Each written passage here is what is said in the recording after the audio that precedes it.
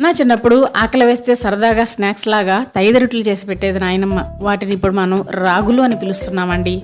అలాగే సరదాగా ఫ్రెండ్స్తో కలిసి ఆడుకుంటూ ఊరి చివరి చింత చెట్టు కిందకి వెళ్తే నాగేశ్వరమ్మ ఆంటీతో కొంచెంసేపు కబుర్లు చెప్తే గుప్పెడు జీడిపప్పు పోసి పంపించేదండి. వాటిని మనం ఇప్పుడు గుర్తుపెట్టుకొని తింటున్నాం కదూ. అలాగే ఎప్పుడన్నా మా అక్క వాళ్ళ ఇంటికి వెళ్తే వాళ్ళ పెరట్లో వెనకాల బాదం చెట్టు ఉండేది.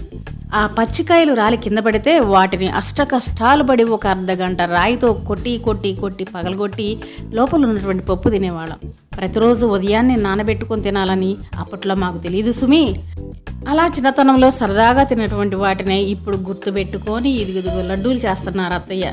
ఓకేనా, డ్రై ఫ్రూట్స్ లడ్డు అంటే గుమ్మడి గింజల లడ్డు అనమాట. అది యాక్చువల్గా అన్ని రకాలు మిక్స్ చేసి లడ్డూ చేస్తున్నారు. ఇలా గుర్తుపెట్టుకొని ఇప్పుడు మనం తింటున్నాం. కానీ అప్పట్లో ఇంత నాలెడ్జ్ ఎక్కడదండి.